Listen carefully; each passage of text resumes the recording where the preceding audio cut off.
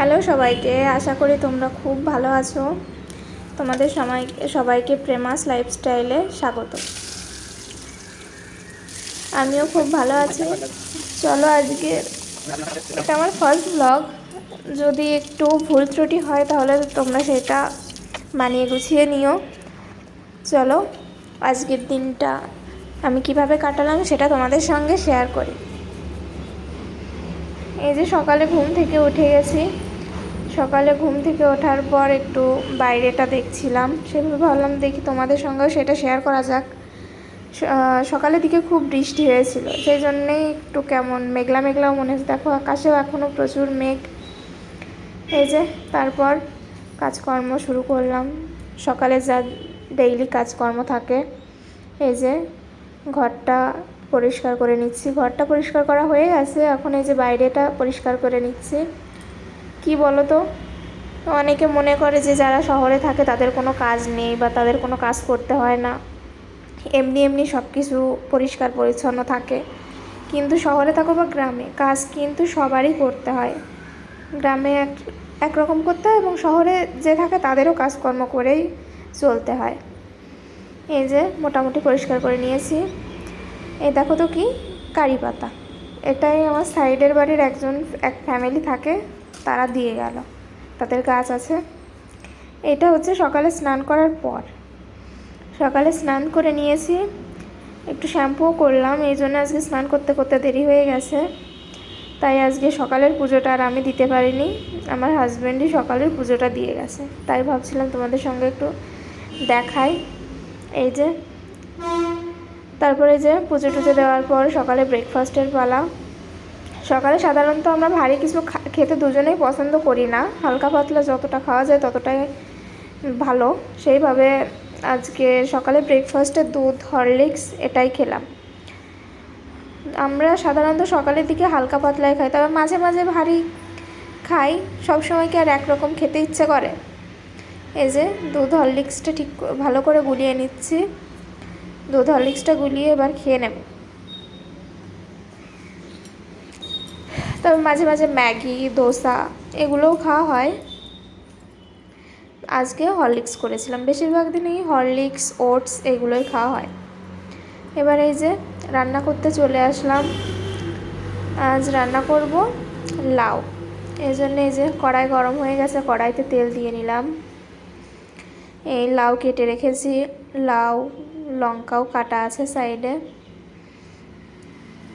এই যে আমার কড়াইটাও বেশ গরম হয়ে গেছে। এই দেখো লাউ বললাম না কেটে রেখেছিলাম, এই যে লাউ। এবার লাউটা আস্তে আস্তে মোটামুটি ভাজি করার জন্য এবার কড়াইতে দিয়ে দেব। এই যে আস্তে আস্তে লাউটা দিয়ে নিচ্ছি, কারণ এই যে পুরো লাউটা দিয়ে দিলাম। এবার লাউটা ভেজে নেব। লাউয়ের মধ্যে যে লঙ্কাও দিয়ে নিলাম। এবার আস্তে আস্তে লাউ আর লঙ্কা একসঙ্গে তেলের সঙ্গে মিশিয়ে নেব। তোমরা কে কে লাউ খেতে পছন্দ করো আমাকে অবশ্যই কমেন্ট করে জানাবে। আমি আগে পছন্দ করতাম না, তবে এখন বিয়ের পর রান্না করতে হয়, সেইভাবে আমিও এখন পছন্দ করি। বিয়ের আগে তো খেতেই যাইতাম না, মা কত জোর করতো, তারপরেও খেতাম না। আর এই যে আলুটা দিতে ভুলে গেছিলাম প্রথমে, তারপর হঠাৎ করে মনে পড়লো আলুটা তো দেওয়া হয়নি। সেই জন্য একটা আলু কেটে লাউয়ের সঙ্গে এই যে মিশিয়ে একসঙ্গে ভেজে নেব। তবে যদি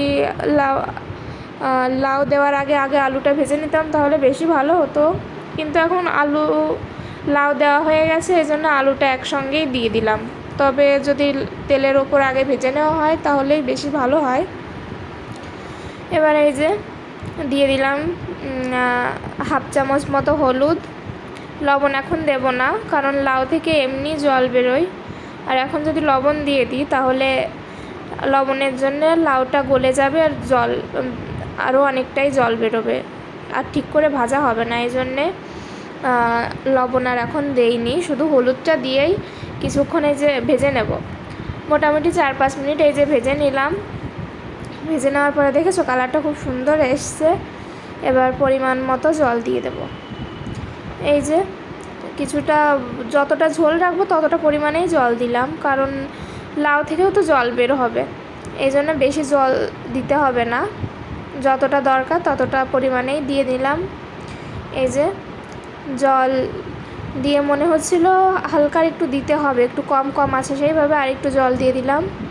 এবার দিয়ে দিলাম হলুদ, এই যে হাফ চামচ মতো হলুদ দিয়েছি, আর এই যে 1 চামচ মতো লবণ দিয়ে দিলাম। এবার হলুদ লবণ দিয়ে তরকারিটা সবজির সঙ্গে খুব সুন্দর করে মিশিয়ে নেব। এবার ঢেকে দিলাম মোটামুটি 7 মিনিট, 5 থেকে 7 মিনিট পরে। 7 মিনিট পরে এই যে ঢাকনাটা খুলে এবার সবজি দেখছি মোটামুটি গলে গেছে 80% মতো। এবার সবজির মধ্যে মাছটা দিয়ে দেব। কাতলা মাছ ভেজে রেখেছিলাম, এই যে 5 পিস মতো দিয়ে দিলাম। আমরা 2 জন মানুষ, 4 পিস মাছ দিলে হয়ে যায়, তারপরেও একটা এক্সট্রা দিয়ে দিলাম। এই যে এবার মোটামুটি আর 2-3 মিনিটের জন্য ঢেকে দেব, যাতে সবজির সঙ্গে মাছটা খুব সুন্দরভাবে মিশে যায় এবং ঝোলটা যাতে মাছের মধ্যে ঢুকে যায়, সেইভাবে কিছুক্ষণ ঢেকে দিলাম। এবার মোটামুটি মাছের সঙ্গে সবজি জাল হয়ে গেছে, এবার সেটা গামলার মধ্যে ঢেলে নিলাম। এবার সম্বরা দেওয়ার পালা। এই যে কড়াই গরম হয়ে গেছে, কড়াইতে দিয়ে দিলাম তেলটাও মোটামুটি বেশ গরম হয়ে গেছে। এবার সম্বরার জন্যে দিয়ে দেব জিরে, হাফ চামচ মতো জিরে দিয়েছি, আর 2টো তেজপাতা। এবার মোটামুটি একটু নেড়ে চেড়ে নিলাম, বেশ ভাজা হয়ে গেছে। এবার সবজিটা দিয়ে এবার একসঙ্গে মিক্স করে 1 থেকে 2 মিনিট জাল করে নিলেই মোটামুটি আমাদের লাউয়ের সবজি রেডি মাছের সঙ্গে। খেতে তো খুব সুন্দর হয়েছিল। তোমরাও যদি এটা বাড়িতে রান্না করতে চাও, এভাবেও একবার রান্না করে দেখতে পারো। তোমরা আশা করি তোমরা সবাই জানো, তারপরেও যদি চাও চেষ্টা করে দেখতে পারো। এটা বলো তো কি? লাউয়ের খোসা আর এই যে সাদা সাদা যেগুলো দেখতে পাচ্ছ এগুলো হচ্ছে আলু। লাউয়ের খোসা আর একটা আলু এভাবে কুচিয়ে রেখেছিলাম, আর এই যে পেঁয়াজ, রসুন, লঙ্কা এগুলোও কুচিয়ে রেখেছি, একসঙ্গে ভাজি করব। লাউয়ের খোসা ভাজি কে কে খেয়েছো কমেন্টে জানিও তো। এবার লাউয়ের খোসা ভাজার জন্য এই যে কড়াইতে তেল দিয়ে দিলাম। যে জিনিসই ভাজি করো তার জন্য তেল কিন্তু একটু বেশিই লাগে। এটাও মোটামুটি ভাজি করতে গেলে একটু তেল বেশি লাগে, কিন্তু খেতে খুব সুন্দর টেস্ট। তোমরা চাইলে খেয়ে দেখতে পারো। এই যে দিয়ে দিলাম কালো জিরা ফোড়ন। এবার এর মধ্যে দিয়ে দেব প্রথমে রসুন। এই যে রসুন দেওয়া হয়ে গেছে, রসুন দিয়ে এবার দিয়ে দেব পেঁয়াজ। রসুন আর পেঁয়াজ একটু নেড়ে চেড়ে নেব। এবার এর মধ্যে আস্তে আস্তে লাউয়ের খোসাটাও দিয়ে দেব। মোটামুটি লাউয়ের খোসা এই যে লঙ্কা দিয়ে নাড়িয়ে চাড়িয়ে নিয়ে এবার লাউয়ের খোসাটা আস্তে আস্তে দেব। লাউয়ের খোসার মধ্যে কিছুটা জল আছে, এই জন্য হাত দিয়ে উঠিয়েই দিচ্ছি, একবারে দিয়ে দিলাম না, না হলে জলটাও চলে আসবে, সেইভাবে হাত দিয়ে উঠিয়ে জল ছেঁকেই দিচ্ছিলাম। লাউয়ের খোসা ভাজতে মোটামুটি বেশ 8 থেকে 10 মিনিট মতোই সময় লাগবে। একটু ধৈর্য নিয়ে ভাজতে পারলে কিন্তু খুব সুন্দর খেতে হয়, খেতে খুব সুন্দর টেস্ট হয়। তোমরা যদি যারা খাওনি তারা কিন্তু খেয়ে দেখতে পারো, খেতে খুব ভালো লাগে। আমার হাজব্যান্ড তো খুব ভালো খায় এটা। ওকে যদি এটা ভাজি করে দিই তাহলে ওর মোটামুটি অন্য কোনো কিছুর দরকার হয় না, শুধু এই ভাজি দিয়েই 1 প্লেট ভাত অনায়াসে খেয়ে নিতে পারে। এবার ভাজির মধ্যে পরিমাণ মতো লবণ দিয়ে দিলাম। পরিমাণ মতো বলতেই 1 চামচের একটু কম, হাফ চামচ থেকে একটু বেশি। এবার দিয়ে দেবো এই আধা চামচ মতো হলুদ। এবার লবণ আর হলুদ একসঙ্গে মিশিয়ে নেব ভালো করে। এই যে মিশিয়ে নিলাম, মিশিয়ে নিয়ে এবার একটা ঢাকনির সাহায্যে এটা ঢেকে দেব। মোটামুটি এটা 4-5 মিনিট ঢেকে রাখতে হবে। তবে কি বলো তো, এটা না আমার প্রথম ব্লগ, আমি এর আগে কখনো বানাইনি, আমি ভিডিওতে খুব বেশি অভ্যস্ত না। তারপরেও আমার হঠাৎ করে ইচ্ছা হলো সেইভাবে বানানো। তবে যদি কোনো ভুল হয়ে থাকে তোমরা সেটা একটু মানিয়ে নিও আর কি। যারা আমার এই ব্লগ প্রথম দেখছো, এই চ্যানেলে নতুন, তারা অবশ্যই লাইক, কমেন্ট এবং সাবস্ক্রাইব করতে ভুলবে না। সবাই আমার চ্যানেলটি সাবস্ক্রাইব করে আমার পাশে থাকো।